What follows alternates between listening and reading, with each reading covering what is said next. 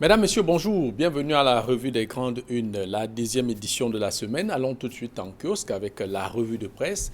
Nous démarrons donc par le quotidien La Nouvelle Expression qui met en sa une Bac 2021 des candidats piégés, les dysfonctionnements ayant émaillé le déroulement des examens du baccalauréat 2021 sur l'ensemble du territoire national, à l'origine de ce traquenard qui a plongé la majorité des candidats dans la tourmente. Le journal La Nouvelle Expression vous mène au cœur de l'enquête qu'elle a menée. Et puis, au cœur de l'enquête qu'il a menée. Le journal parle aussi de crise dans le nord-ouest et le sud-ouest, responsabilité de l'ONU. La tragédie que vivent les régions du nord-ouest et du sud-ouest aujourd'hui incombe aux Nations Unies qui regardent faire, écrit le journal. Bambouto, sale temps pour les gendarmes accusés de viol. L'un a été démis de ses fonctions, notamment le commandant, le chef de cette unité, et l'autre est mis sous mandat de dépôt à la prison centrale de Bafoussam. Il est accusé d'avoir commis un acte de viol sur une mineure de 13 ans, élève en classe de 6e à Bamesso, c'est dans le département des Bamboutos. Que cache donc cette affaire? À lire dans les colonnes du quotidien, La Nouvelle Expression qui parle aussi de Berthois avec des malfrats aux arrêts. Ils étaient spécialisés dans le vol de voitures, de motos et fabrication de la fausse monnaie. Le journal évoque aussi l'attention au passage à niveau. Camrail et l'ONG Sécurité sensibilisent contre l'incivisme constaté sur les croisements de la voie ferrée, dont les conséquences peuvent être très fatales pour beaucoup de citoyens. Le journal Émergence parle du sud-ouest Cameroun. 2 persons killed, heavily material damage after gunshot in Mouya. Le journal fait ainsi allusion à cette attaque qui a eu lieu hier dans la localité de Mouya, à Boué, dans la région du sud-ouest, où 2 personnes ont perdu la vie. Évidemment, une attaque des séparatistes Amba Boys, et les forces de défense et de sécurité qui ont donc riposté pour repousser cette attaque. Le journal évoque aussi le cambriolage à la Direction générale des impôts, les présumés cambrioleurs interpellés. Et puis le quotidien Mutation parle d'inflation, le prix à payer. Le journal indique évidemment que ce que révèle l'Institut, le journal présente ce que révèle l'Institut, l'étude que révèle l'Institut national de la statistique, les denrées de grande consommation dont les coûts sont instables, précise le journal qui évoque aussi ce cambriolage, ces suspects interpellés qui avait cambriolé la Direction générale des impôts. Le quotidien de l'économie parle de l'huile de palme. Pourquoi le Cameroun peine à satisfaire la demande? Depuis plusieurs années, le pays fait recours aux importations pour des raisons diverses. De même que le MINFI renforce la traque des véhicules non dédouanés, un phénomène qui sévit véritablement sur la place portuaire. Le quotidien Le Jour parle d'incertitudes qui planent sur l'année académique. Les acteurs du livre menacent d'entrer en grève. On se rappelle que depuis quelques temps, ils se plaignent toujours d'un certain nombre de dysfonctionnements observés dans le domaine du manuel scolaire. Quand il n'est pas disponible, parfois, il est simplement hors d'usage. L'urgence du don de sang. Le journal indique que moins de 2% des donneurs sont bénévoles dans un pays où le besoin annuel est de 400 000 poches de sang pour à peine 100 000 disponibles, écrit le journal. Le quotidien Cameroun Tribune parle de gouverneurs et élus locaux, synergie ou rien. À l'ouverture de la première conférence annuelle des gouverneurs de région, hier à Yaoundé, le ministre de l'administration territoriale, Paul Atanga, a rappelé aux représentants de l'État dans le processus de décentralisation qu'ils devaient travailler en parfaite intelligence avec les élus locaux dans l'intérêt des populations qui attendent impatiemment de toucher du doigt la plus-value de la décentralisation. On finit donc cette revue de presse avec le journal Vision économique qui parle de coopération Chine-Cameroun, les gigantesques œuvres d'une coopération à la fois fructueuse et dynamique. Le Cameroun et la Chine entretiennent depuis 1971 une coopération bilatérale riche et intense en retombées économiques. Les présidents Xi Jinping et Paul Biya ont placé cette coopération sous le prisme de la prospérité économique des deux pays, même si certaines langues ne manquent pas à dénoncer la prépondérance des Chinois sur l'économie nationale. Il faut surtout le préciser, des Chinois qui font du commerce en gros jusqu'au détail dans la rue et du coup, ce qui met un peu à mal les petits revendeurs. Voilà pour ce qui est donc de cette revue de presse. Place à présent avec nos invités de ce mardi, Casimir Désiré Tania, directeur de publication du journal Jeune Enquêteur. Bonjour et bienvenue à la revue de Grande Une. Bonjour Jean-Paul, et surtout il faut préciser quand vous me présentez que je suis également le chantre du journalisme d'investigation au Cameroun. Le jeune enquêteur, je crois que votre titre en dit long. Tout à fait. Voilà. Je sais aussi que lorsque vous faites votre entrée, vous aimeriez toujours qu'on parle d'un sujet d'actualité. Non, je voudrais, comme on dit souvent, cueillir à chaud. Où est passé le jeune enquêteur? Le jeune enquêteur est là et je crois qu'il est en train de faire une restructuration et d'un moment à l'autre, nos lecteurs et les autres le retrouveront peut-être d'ici le début de semaine ou avant la fin de la semaine. La restructuration, c'est important. Alors, Casimir Désiré Tagne, pour vous, quel est le sujet qui vous a marqué? Un sujet qui m'a marqué, c'est ce qui se passe dans les grandes fortunes au Cameroun. Vous savez, après la mort des milliardaires camerounais, comme on les connaît, que ce soit Paul Sopo-Priso, André Sohin, Victor Foto et même Kadji Foto, immédiatement après la mort de ces barons-là, c'est le désordre total. Alors, un cas qui nous vient ce matin, justement Pascal Monkam, un cas qui nous vient ce matin, c'est le cas, vous avez connu un certain Jean Vespa, qui était à Yaoundé et qui est originaire d'une dé. Alors sa famille est en train de bagarrer au propre et au figuré, des coups de poing, des morsures, des coups de feu même, et en ce moment, ils sont au tribunal. Ce qui est difficile à comprendre dans ce cas, c'est que pour les autres, c'est des familles polygamiques.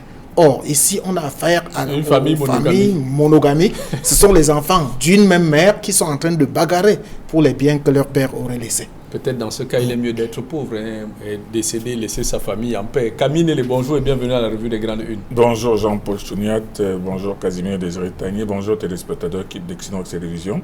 Mais je voudrais vous lever mon chapeau suite à votre fabuleux reportage que vous avez fait hier soir sur le pionnier du football au Cameroun.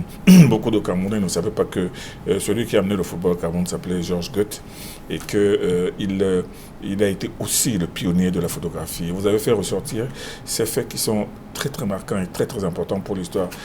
Surtout à un moment où dans notre pays il y a tellement de raconteurs d'histoire.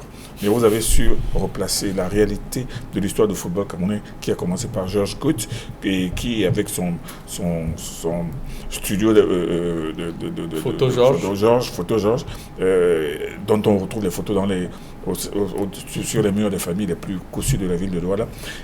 Monsieur Georges Gauthier et son fils, parce qu'on dit Goethe, mais on appelait Gauthier. Parce que oui, quand les gens allaient se photographier, on dit je vais chez Gauthier. Et son fils, Cyril Goethe, qui a essayé de maintenir le flambeau au niveau de la photographie, mais il a préféré prendre son chemin. Dans la politique en 1988, il a fait partie des premiers députés élus au sein du RDPC avec le Grégoire Rona, Ndongo Dié et consorts. Le fait qui m'a... Je voulais d'abord vous remercier pour cela. Merci beaucoup. Ce n'est pas tous les jours qu'on voit ça, doyen. Et je promets aux téléspectateurs que ça va continuer jusqu'au coup d'envoi de la Le meilleur est à venir. Merci. Dans le cadre du compte à rebours que vous avez commencé. Non, nous comptons sur vous. Nous connaissons votre professionnalisme, Jean-Paul Chouniat. Ce qui a retenu mon attention, c'est la manière par laquelle non seulement des Camerounais, les réseaux sociaux, mais surtout certains États tiennent absolument à crétiniser le grand public. Ce qui retient mon attention, c'est ce grand titre qui a paru la une d'un grand journal hier, sur laquelle on pouvait lire 23 ministres. 23 membres du gouvernement dans le visa des États-Unis. Dans le visa des États-Unis. Voilà. La première question que je pose, à quoi sert cette restriction de visa? Est-ce qu'on leur a dit que les États-Unis, c'est une destination absolument privilégiée pour les Camerounais? Mais ce qui m'étonne et ce qui rend cette mesure absolument idiote. La mesure des États-Unis. Idiote. C'est qu'on nous donne un listing de 23 personnalités dans lesquelles on retrouve pêle-mêle les membres du gouvernement à partir du Premier ministre jusqu'à d'autres gouverneurs. Jusqu'à un préfet. Jusqu'au préfet. On prend même des fils d'anciens ministres comme Christian Mataga, qui n'a pour seule fonction que fils du ministre, de l'ancien ambassadeur Philippe Mataga. On prend l'honorable Mvondo Assam, qui a été député à l'Assemblée nationale. On va même chercher l'ancien ministre des Transports, Robert Kili. Et on met même M. Mvondo, Samuel Mvondo, directeur du cabinet civil. On se demande, mais qu'est-ce que ces personnes ont pu faire pour qu'elles soient considérées par les États-Unis comme les gens qui attisent la guerre dans le sud et nord. C'est-à-dire, on se demande, mais nous sommes où? Et les journalistes eux-mêmes qui lisent ça et qui impriment cela ne peuvent pas se poser la question que dans quelle mesure ces personnes sont-elles indexées. On présente par exemple le général Lokobi, qui est le directeur central de la coordination, mais on le présente comme le chef des opérations de la gendarmerie. Ça veut dire que ces personnes même qui citent ces noms-là ne les connaissent même pas. Donc moi je pense qu'il faut faire attention. Nous les journalistes, nous avons le devoir d'éclairer les gens avec ce genre de mesures. Et maintenant de l'autre côté, on nous dit que 3 Camerounais inculpés aux États-Unis pour trafic d'armes. Alors ils ont été inculpés devant quel tribunal? Et quels sont les éléments? En tout cas, c'est à prendre avec beaucoup de pincettes. Mais seulement c'est à prendre avec des pincettes, mais ce qui me choque, c'est que les journaux mettent ça à la une de leurs journaux. C'est pour ça que j'ai lu un journal ce matin sur lequel on disait les mesures des États-Unis, pour quel impact? Ça, quel impact?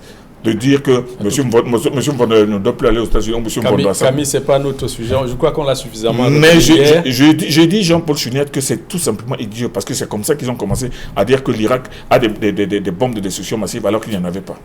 Merci Camille. Casimir Désiré Tagne, parlons du premier sujet de cette émission, BAC 2021, les candidats qui ont été piégés, c'est la une du quotidien La Nouvelle Expression. Comment comprendre que les élèves ont été tenus durant toute l'année, selon la méthode, selon l'approche par compétence, et qu'on vienne les interroger sur l'approche par objectif? Je crois que La Nouvelle Expression a fait un très bon travail, parce que généralement, on a l'habitude de voir des sujets d'ordre politique, tout simplement, qui barrent la une des journaux. Voilà un sujet qui porte sur l'éducation des Camerounais. C'est l'avenir du pays qui en dépend. Et je crois que je tire un coup de chapeau à ce travail de fourmi qu'a abattu notre confrère de La Nouvelle Expression, et surtout Hervé Villard qui a fait ce papier. C'est un sujet extrêmement important. Et moi, je me pose la question de savoir, est-ce que le Cameroun est un pays maudit? Maudit par son éducation, maudit par son système éducatif, maudit par la qualité de ses examens, des baccalauréats, probatoires et autres. Vous allez voir que chaque fois qu'un Camerounais quitte pour aller postuler ailleurs ou alors chercher à s'inscrire dans les universités, il y a toujours ce qu'on appelle les équivalences, ou alors une remise à niveau, ou alors une année une année préparatoire, parce qu'on doute toujours du système des diplômes camerounais. Quand je dis que le Cameroun est un pays maudit, lorsque on ne vous parle pas de l'eau qui a coulé, et quand on parle de l'eau qui a coulé, il s'agit des fraudes massives, des diplômes, des sujets. Pourtant, qui se retrouvent dans la rue. On n'en a pas entendu. Quand ce n'est pas l'eau qui coule, c'est des sujets qui n'ont absolument rien à voir avec ce qui a été enseigné à l'école. Qu'est-ce qu'un examen? Un examen, c'est une évaluation. De ce qu'on a fait. On évalue sur ce qu'on a enseigné. Cela pose exactement le problème des programmes d'éducation au Cameroun. Nous avons bêtement ou alors machinalement, parce qu'on veut copier les autres, adopté l'approche par compétence. Ils appellent ça APC. Contrairement à la pédagogie par objectif, qui est le PPO. Mais si on a constaté que l'approche par compétence n'est pas fiable, c'est pas l'examen. Ce n'est pas à l'examen qu'on devrait venir changer. Vous ne pouvez pas avoir évalué un enfant sur X et venir l'interroger sur Z. Donc je crois que c'est un problème sérieux qu'il va falloir corriger rapidement. Et je me dis, j'ai bien posé la question de savoir si le Cameroun n'est pas maudit. Souvenez-vous, il y a quelques années, au cours élémentaire 1, on introduisait même des programmes sur la pornographie et autres. La sexualité, le cunilingus et autres aux enfants du cours élémentaire 1. Donc il faudrait qu'on revoie les programmes des classes et qu'on s'accorde pour que ce qu'on enseigne à Yaoundé soit ce qu'on enseigne à Guelmedouka ou ce qu'on enseigne à sur l'ensemble chez moi à Banjo. Camille Nélé, vous en tant que parent, votre enfant va à l'école, le jour de l'examen, il reçoit des enseignements, le jour de l'examen, on l'interroge sur ce qu'ils n'ont jamais vu. Comment comprendre ce qui s'est passé à cet examen? Il faut d'abord commencer par reconnaître que l'année 2020-2021 a été une année chaotique à cause du Covid. C'est-à-dire qu'il y a énormément de choses qui ont été chamboulées, donc forcément, les programmes n'ont pas atteint tous leurs objectifs. Ça, c'est la première des choses qu'il faut reconnaître. Et qui fait qu'à cause de ce coronavirus, il y a beaucoup de choses qui sont complètement déréglées. Mais de l'autre côté, quand on réalise aujourd'hui qu'une foultitude de candidats et même d'enseignants se plaignent du fait que les épreuves, certaines épreuves arrivées au baccalauréat n'ont pas fait partie du programme qui a été déroulé le long de l'année, cela nous pousse à nous poser des questions simples. Qu'est-ce qui s'est passé ? Qu'est-ce qui s'est passé au niveau de l'office du bac? L'office du bac est-il conscient? A-t-il pris la précaution de s'assurer que ces épreuves-là qui vont être soumises aux élèves ont été normalement inculquées? Moi, je pense que c'est l'une des conditions sine qua non dans un pays où aujourd'hui, il faut le dire aussi, le niveau même des élèves est vraiment discutable. Le niveau des élèves est discuté à partir de la seconde, première, terminale. Alors maintenant, si déjà au niveau du niveau des élèves, du bagage pédagogique des élèves, on peut se poser des questions. Comment peut-on donc leur donner des épreuves, des matières qui n'ont pas eu le temps d'être inculquées? C'est ça le gros problème.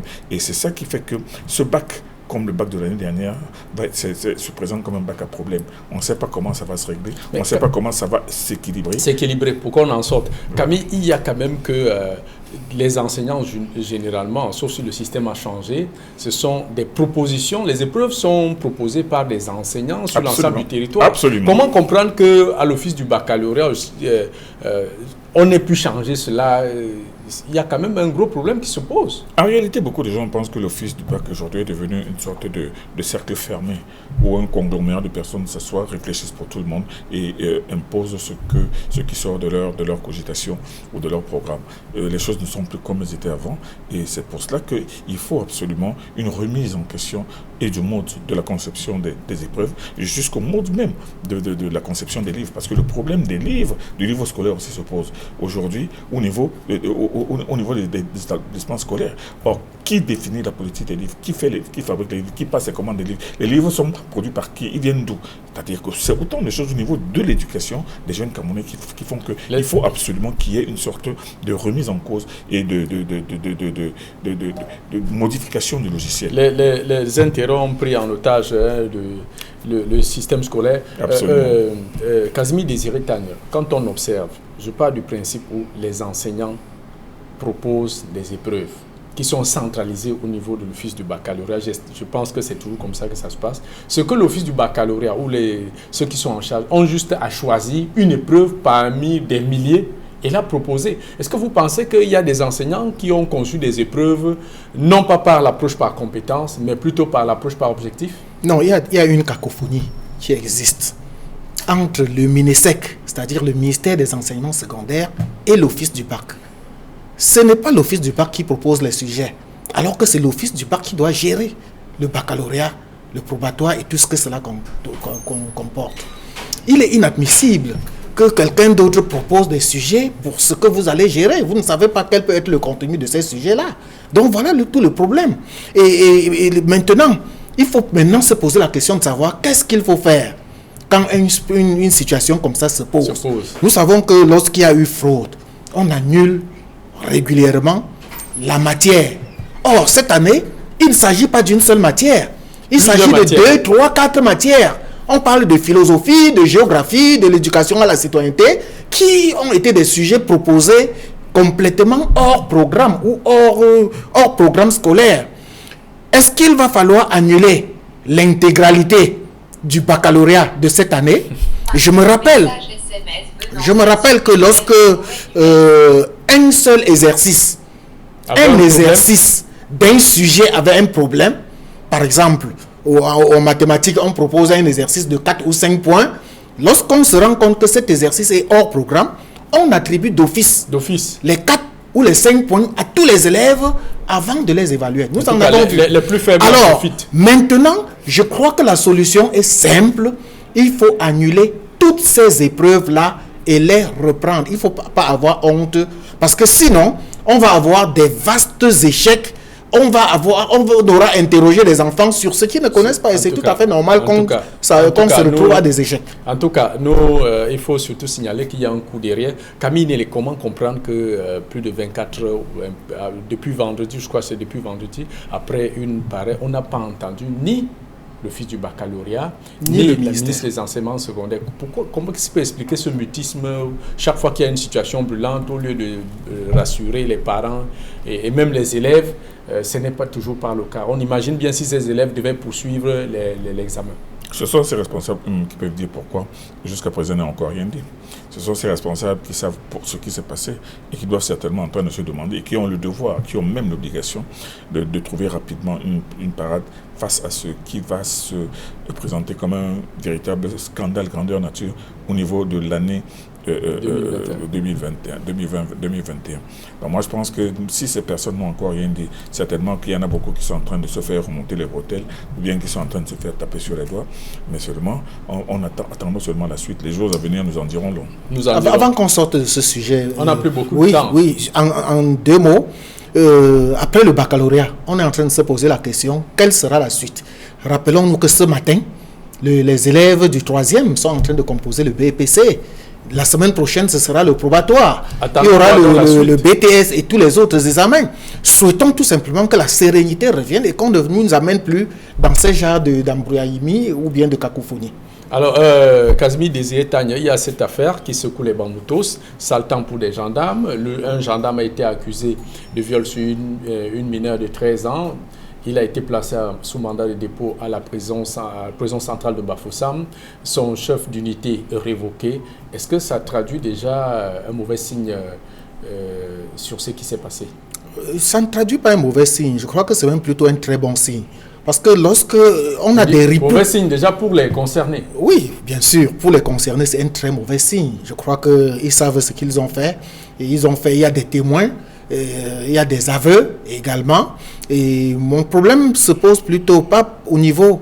Je pense même que chaque fois que des ripoux ont posé des actes négatifs de cette manière dans l'armée camerounaise, que ce soit la police, la gendarmerie ou les autres corps, il faut immédiatement non seulement les déshabiller, les passer au tribunal et les condamner et qu'ils répondent exactement de leurs actes devant un tribunal et qu'ils écopent de la peine que cela. Mais le problème que moi je pose, c'est que pourquoi est-ce qu'on doit toujours faire la politique de 2 poids 2 mesures?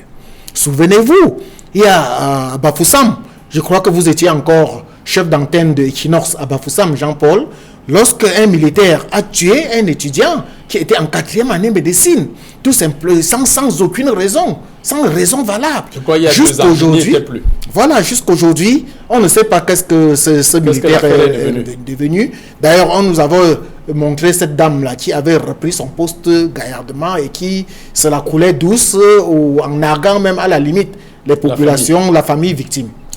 Camille, sauf si vous voulez dire un mot là-dessus, il y a aussi ce fait divers des malfrats qui ont été interpellés à Bertois, spécialement dans le vol de voitures, des motos, la fabrication de la fausse monnaie.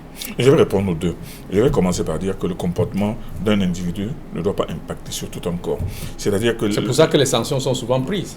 Oui, mais les actes posés par ce gendarme violeur, c'est un individu qui a posé cet acte. Ce n'est pas toute la gendarmerie. Parce qu'à la tête de la gendarmerie, au sommet de toutes les unités, vous allez trouver des responsables qui sont suffisamment très regardants sur la discipline. Vous n'avez qu'à aller voir dans les légions, les groupements, les légions. Tout à fait.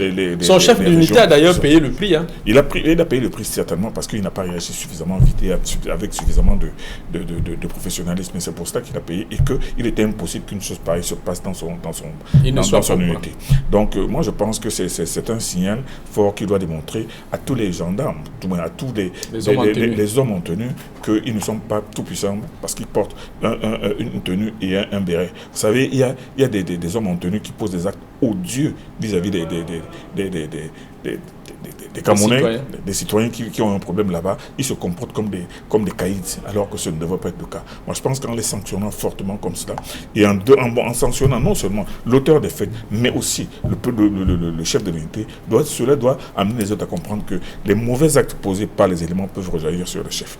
Bon, maintenant, quant aux braqueurs qu'on a arrêtés du côté de Bertois, on a compris qu'effectivement, il s'agit d'un gars qui s'est spécialisé dans le vol des véhicules, des motos, et même dans la fabrication de la fausse monnaie. Bon, encore que la fabrication de la fausse monnaie, moi je pense que c'est extensif, parce que fabriquer la monnaie, comme on parle de fausse monnaie en Europe et ailleurs, moi je pense que c'est assez difficile de fabriquer de la monnaie comme on le fait. Mais seulement il y a ce qu'on appelle la fémania ici.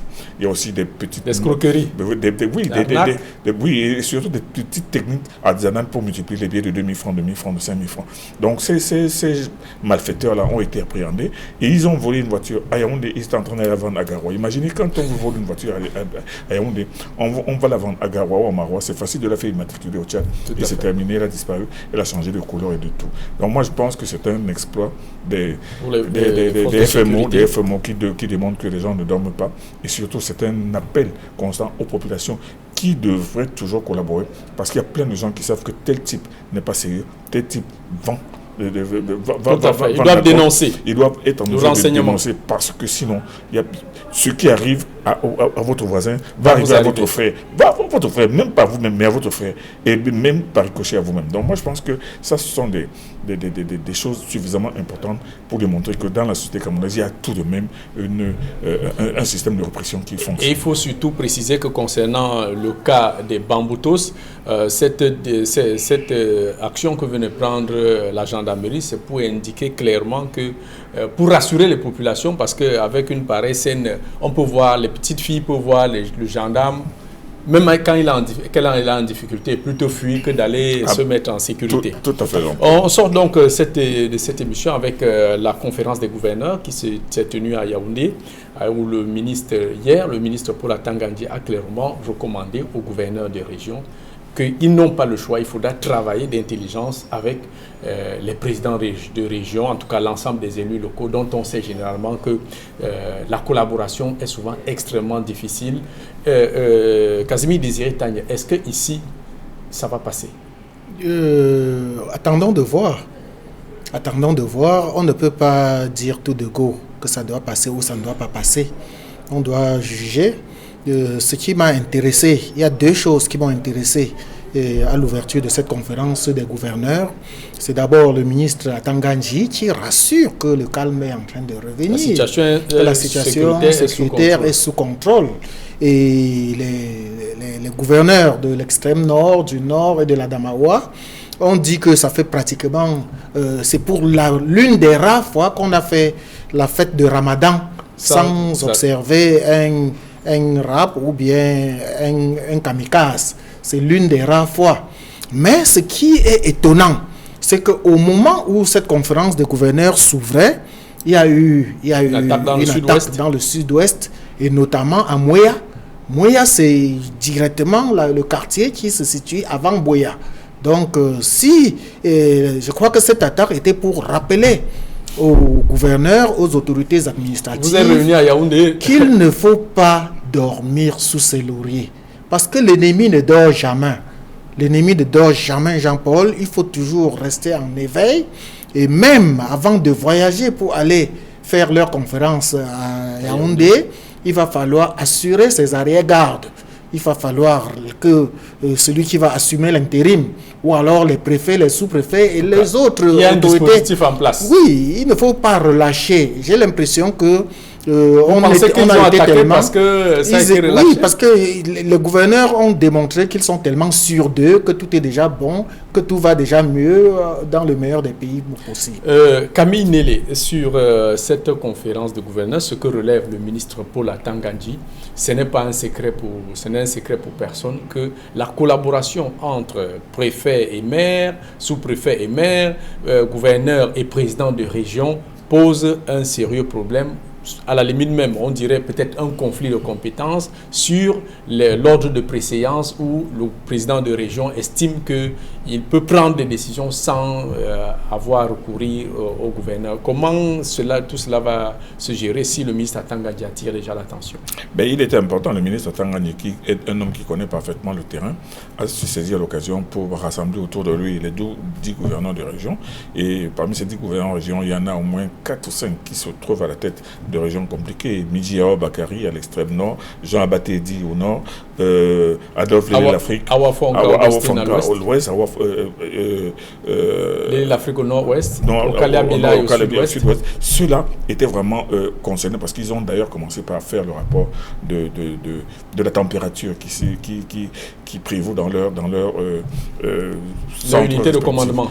Mais moi je pense que le ministre Atangandji, qui sait très bien, qui connaît très bien et qui comprend déjà depuis un certain moment, depuis la mise en place progressive, non seulement des grands-mères dans les villes et maintenant des présidents de conseils régionaux, moi je pense qu'il était important que le ministre Atangandji réunisse autour de lui c'est le véritable représentant du chef de l'État dans les régions et leur tire les oreilles sur en fait leur véritable mission et maintenant les véritables relations qui doivent exister entre eux, les gouverneurs et les élus locaux. Moi, je pense que c'était absolument nécessaire. Vous savez que depuis que le ministre Atangandji est là, il fait un effort particulier pour être en contact permanent avec ses gouverneurs pour qu'il n'y ait pas... En tout cas, c'est un homme de terrain. Un homme de terrain. Même avec les journalistes, c'est un homme de terrain. Il gère les choses personnellement. Camille Léon nous signale qu'on est arrivé au terme de cette émission. Merci Casimir Désiré Tania, directeur de publication. Même si on aurait bien voulu toucher un mot sur le cambriolage à la direction générale des impôts. En tout cas, peut-être que demain on va... c'est vrai que demain c'est le mercredi de Casimir, mais peut-être c'est pas Casimir qui sera là. Bon, en tout cas, on souhaite que vous soyez là demain. Mesdames, messieurs, c'était tout pour cette édition de la Revue des Grandes Unes. Restez scotchés sur les programmes d'Equinox Télévision.